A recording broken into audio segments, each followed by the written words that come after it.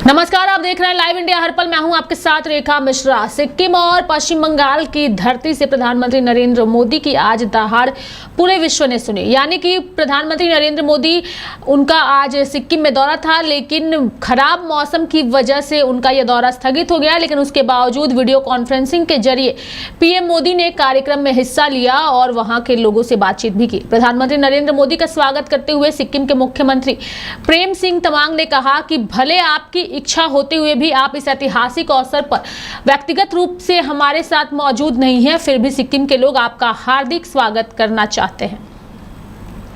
प्रधानमंत्री महोदय, आपका इच्छा होते हुए भी आज इस ऐतिहासिक अवसर पर व्यक्तिगत रूप में आप आ न सका, फिर भी पूरा सिक्किमवासी आपको हार्दिक स्वागत करना चाहता हूं। और मैं आपसे अनुरोध भी करना चाहता हूं कि इसी कार्यक्रम यानी हमारा जो स्वर्ण जयंती का कार्यक्रम 50 वर्ष होने का ऐतिहासिक कार्यक्रम, ये 1 साल तक चलेंगे और 1 साल हम लोग इसको पर्व के रूप में मनाएंगे। और इस कार्यक्रम में एक बार अगर अक्टूबर हो या नवंबर हो, जब मौसम ठीक रहेंगे, उसी समय अगर आपका आशीर्वाद हो तो हम बहुत आभार रहेंगे। माननीय प्रधानमंत्री महोदय, आज के इस शुभ अवसर में ऑपरेशन सिंदूर की शानदार सफलता के लिए आपको तथा समस्त सुरक्षा बलों को सिक्किम वासियों के ओर से हार्दिक बधाई देना चाहता हूं। सिक्किम राज्य की 50वीं वर्षगांठ के समारोह में प्रधानमंत्री नरेंद्र मोदी भले ही ना पहुंच पाए हों, लेकिन वर्चुअल तरीके से वो वहां पर मौजूद रहे। और 50वीं वर्षगांठ के मौके पर पीएम मोदी ने यह भी कहा कि आज का दिन विशेष है। वे अक्सर सिक्किम की लोकतांत्रिक यात्रा की गोल्डन जुबली का है। सिक्किम राज्य के 50 साल पूरे होने की मैं बधाई देता हूं। आज का ये दिन विशेष है। ये अवसर सिक्किम की लोकतांत्रिक यात्रा की गोल्डन जुबिली का है। मैं स्वयं आप सबके बीच रह करके इस उत्सव का, इस उमंग का, 50 वर्ष की सफल यात्रा का साक्षी बनना चाहता था। मैं भी आपके साथ कंधे से कंधा मिलाकर इस उत्सव का हिस्सा बनना चाहता था। मैं बहुत सुबह जल्दी दिल्ली से निकलकर बागडोगरा तो पहुंच गया, लेकिन मौसम ने मुझे आपके दरवाजे तक तो पहुंचा दिया, लेकिन आगे जाने से रोक लिया। और इसलिए मुझे आपके देख रहा हूं, ऐसा भव्य दृश्य मेरे सामने है, लोग ही लोग नजर आ रहे हैं। कितना अद्भुत नजारा है। कितना अच्छा होता मैं भी आपके बीच होता, लेकिन मैं नहीं पहुंच पाया। मैं जैसे ही राज्य सरकार तय करेगी, मैं सिक्किम जरूर आऊंगा, आप सबके दर्शन करूंगा और इस 50 वर्ष की सफल यात्रा का मैं भी एक दर्शक बनूंगा। आज का ये दिन बीते 50 वर्षों की अचीवमेंट्स को सेलिब्रेट करने का है। और आपने इतना बढ़िया कार्यक्रम आयोजित किया है, और मैं तो लगातार सुन रहा था, देख रहा था, खुद मुख्यमंत्री जी इस आयोजन को यादगार बनाने के लिए काफी ऊर्जा के साथ लगे रहे। वो दिल्ली में भी मुझे 2 बार आकर के निमंत्रण देके गए। मैं आप सभी को सिक्किम राज्य के 50 वर्ष होने की बहुत बहुत बधाई देता हूं। साथियों, 50 साल पहले सिक्किम ने अपने लिए एक डेमोक्रेटिक फ्यूचर तय किया था। सिक्किम के लोगों का जनमन ज्योग्राफी के साथ ही भारत की आत्मा से जुड़ने का भी था। एक भरोसा था, जब सबकी आवाज सुनी जाएगी, सबके हक सुरक्षित होंगे, तो विकास के एक जैसे मौके मिलेंगे। पढ़ाई के लिए, इलाज के लिए, रोजगार के लिए कहीं पर भी आना जाना बहुत बड़ी चुनौती था। लेकिन बीते 10 वर्षों में स्थिति काफी बदल गई है। इस दौरान सिक्किम में करीब 400 किलोमीटर के नए नेशनल हाईवे बने हैं। गांवों में सैकड़ों किलोमीटर नई सड़कें बनी हैं। अटल सेतु बनने से सिक्किम की दार्जिलिंग से कनेक्टिविटी बेहतर हुई है। सिक्किम को कालिम्पोंग से जोड़ने वाली सड़क पर भी काम तेजी से चल रहा है और अब तो बागडोगरा गंगटोक एक्सप्रेसवे से भी सिक्किम आना जाना बहुत आसान हो जाएगा।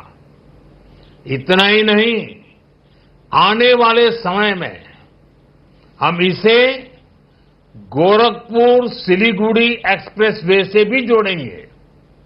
साथियों, आज नॉर्थ ईस्ट के हर राज्य की राजधानी को रेलवे से जोड़ने का अभियान तेजी से आगे बढ़ रहा है। सेवोक रांगपो रेल लाइन सिक्किम को भी देश के रेल नेटवर्क से जोड़ेगी। हमारा ये भी प्रयास है कि जहां सड़कें नहीं बन सकती, वहां रोपवे बनाए जाएं। थोड़ी देर पहले ऐसे ही रोपवे प्रोजेक्ट का लोकार्पण किया गया है। इससे भी सिक्किम के लोगों की सहूलियत बढ़ेगी। अगर सिक्किम की बात करें तो सिक्किम में एडवेंचर और स्पोर्ट्स टूरिज्म की अनेकों संभावनाएं हैं और साथ ही प्रधानमंत्री नरेंद्र मोदी ने कहा है कि हमारा सपना है कि सिक्किम को कॉन्फ्रेंस टूरिज्म, वेलनेस टूरिज्म और कॉन्सर्ट टूरिज्म का भी हब बनाया जाए। क्यों? सिक्किम में एडवेंचर और स्पोर्ट्स टूरिज्म का भी बहुत पोटेंशियल है। Trekking, mountain biking, high altitude training जैसी गतिविधियां यहां आसानी से हो सकती है। हमारा सपना है सिक्किम को कॉन्फ्रेंस टूरिज्म, वेलनेस टूरिज्म और कॉन्सर्ट टूरिज्म का भी हब बनाया जाए। स्वर्ण जयंती कन्वेंशन सेंटर यही तो भविष्य की तैयारी का हिस्सा है। मैं चाहता हूं कि दुनिया के बड़े बड़े कलाकार गंगटोक की वादियों में आकर परफॉर्म करें और दुनिया कहे, अगर कहीं प्रकृति और संस्कृति साथ साथ है तो वो हमारा सिक्किम है। प्रधानमंत्री नरेंद्र मोदी बंगाल की धरती पर भी पहुंचे और बंगाल की धरती से भी आज वो जमकर दहाड़ते नजर आए। प्रधानमंत्री नरेंद्र मोदी ने पश्चिम बंगाल के अलीपुरद्वार और कूच बिहार जिलों में सिटी गैस डिस्ट्रीब्यूशन परियोजना की आधारशिला रखी। बता दें कि 10 करोड़ रुपए से अधिक की लागत वाली इस परियोजना का उद्देश्य सरकार द्वारा निर्धारित न्यूनतम कार्यक्रम लक्ष्यों के अनुरूप लगभग 19 सीएनजी स्टेशन स्थापित करके 2.5 लाख से अधिक घरों, 100 से अधिक वाणिज्यिक प्रतिष्ठानों और उद्योगों को पाइप्ड नेचुरल गैस और साथ ही वाहनों को जो है वो प्राकृतिक गैस उपलब्ध कराना है। साथियों, आज जब भारत विकसित राष्ट्र की ओर बढ़ रहा है तो बंगाल की भागीदारी अपेक्षित भी है और अनिवार्य भी है। इसी इरादे के साथ केंद्र सरकार यहां लगातार इंफ्रास्ट्रक्चर, इनोवेशन और इन्वेस्टमेंट को नई गति दे रही है। बंगाल का विकास भारत के भविष्य की नींव है और आज का दिन उसी नींव में। प्रधानमंत्री नरेंद्र मोदी ने अलीपुर द्वार और कूच बिहार में सिटी गैस डिस्ट्रीब्यूशन परियोजना का शुभारंभ किया। इस परियोजना में 2.5 लाख से अधिक घरों तक साफ, सुरक्षित और सस्ती गैस पाइपलाइन के जरिए पहुंचाई जाएगी। इससे न केवल रसोई के लिए सिलेंडर खरीदने की चिंता खत्म होगी बल्कि परिवारों को सुरक्षित गैस सप्लाई भी मिल पाएगी। कुछ देर पहले हमने इस मंच से अलीपुर द्वार और कूच बिहार में सिटी गैस डिस्ट्रीब्यूशन प्रोजेक्ट का शुभारंभ किया है। इस प्रोजेक्ट से 2.5 लाख से अधिक घरों तक साफ, सुरक्षित और सस्ती गैस पाइपलाइन को पहुंचाई जाएगी। इससे न सिर्फ रसोई के लिए सिलेंडर खरीदने की चिंता खत्म होगी बल्कि परिवारों को सुरक्षित गैस सप्लाई भी मिल पाएगी। इसके साथ साथ सीएनजी स्टेशन के निर्माण से ग्रीन फ्यूल की सुविधाओं का भी विस्तार होगा। इससे पैसे की भी बचत होगी, समय की भी बचत होगी और पर्यावरण को भी राहत मिलेगी। मैं अलीपुर द्वार और कूच बिहार के नागरिकों को इस नई शुरुआत के लिए बधाई देता हूं। पश्चिम बंगाल की धरती से पीएम मोदी ने कहा कि यह वक्त जो है वो बंगाल के लिए बेहद अहम है। पश्चिम बंगाल के हर नौजवान पर, आप सब पर बहुत बड़ा दायित्व है। आप सबको मिलकर बंगाल का भविष्य तय करना है। आज पश्चिम बंगाल एक साथ कई संकटों से घिरा हुआ है और साथ ही उन्होंने वहां के नौजवानों से आह्वान किया। साथियों, ये समय पश्चिम बंगाल के लिए बहुत अहम है। ऐसे में पश्चिम बंगाल के हर नौजवान पर, आप सब पर बहुत बड़ा दायित्व है। आप सबने मिलकर के बंगाल का भविष्य तय करना है। आज पश्चिम बंगाल एक साथ कई संकटों से घिरा हुआ है। एक संकट समाज में फैली हिंसा और अराजकता का है। दूसरा संकट माताओं बहनों की असुरक्षा का है, उन पर हो रहे जघन्य अपराधों का है। तीसरा संकट नौजवानों में फैल रही घोर निराशा का है, बेतहाशा बेरोजगारी का है। चौथा संकट घनघोर करप्शन का है। यहां की सिस्टम पर लगातार कम होते जनविश्वास का है।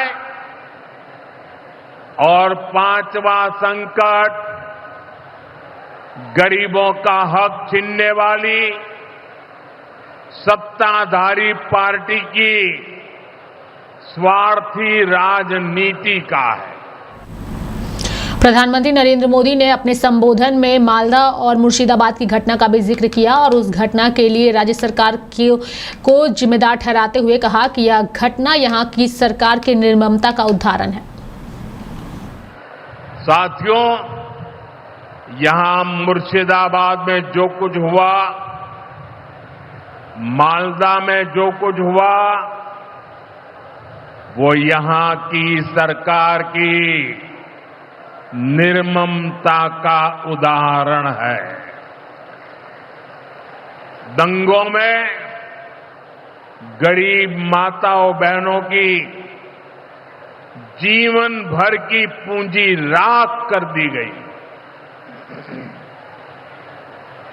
तुष्टीकरण के नाम पर गुंडागिर्दी को खुली छूट दे दी गई।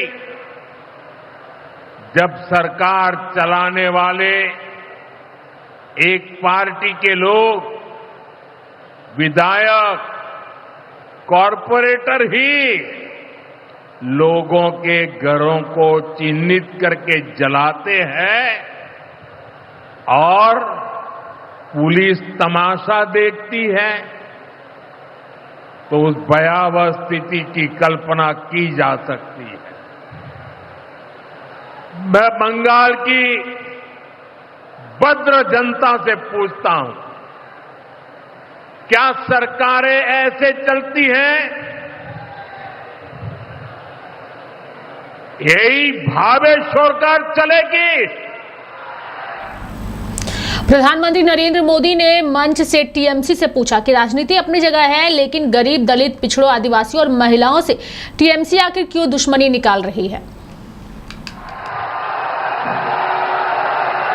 साथियों, राजनीति अपनी जगह पर है, लेकिन गरीब, दलित, पिछड़े, आदिवासी और महिलाओं से टीएमसी क्यों दुश्मनी निकाल रही है? पश्चिम बंगाल के गरीब, एससी, एसटी, ओबीसी के लिए जो भी योजनाएं देश में चल रही है, उनमें से बहुत सारी योजनाएं यहां लागू ही नहीं होने दी जा रही है। पूरे देश में करोड़ों लोगों को आयुष्मान योजना के तहत मुफ्त इलाज मिल चुका है, लेकिन मुझे दुख के साथ कहना पड़ रहा है, इसका फायदा पश्चिम बंगाल के मेरे भाई बहनों को नहीं मिल रहा। पश्चिम बंगाल का कोई साथी अगर दिल्ली, बेंगलुरु, चेन्नई गया है, उसको वहां मुफ्त इलाज नहीं मिल पाता है, क्योंकि निर्मम सरकार ने बंगाल के अपने लोगों को आयुष्मान कार्ड देने ही नहीं दिया। आज देश भर में 70 वर्ष से ऊपर के बुजुर्गों को 5 लाख रुपए तक मुफ्त इलाज की सुविधा मिल रही है। मैं तो चाहता हूं कि पश्चिम बंगाल में भी 70 वर्ष से ऊपर के सभी बुजुर्गों को मुफ्त इलाज की सुविधा मिले, लेकिन टीएमसी सरकार ये नहीं करने दे रही है। केंद्र की बीजेपी सरकार देश भर में गरीब परिवारों को पक्के घर बनाकर दे रही है, लेकिन पश्चिम बंगाल में लाखों परिवारों का घर नहीं बन पा रहा है क्योंकि टीएमसी के लोग इसमें भी गरीब के पास से कट और कमीशन की मांग कर रहे हैं। आखिर टीएमसी सरकार आप लोगों को लेकर इतनी निर्मम क्यों है? तो मेरे साथ अभी के लिए फिलहाल इस खबर में इतना ही। आप देखते रहिए लाइव इंडिया हर पल। नमस्कार।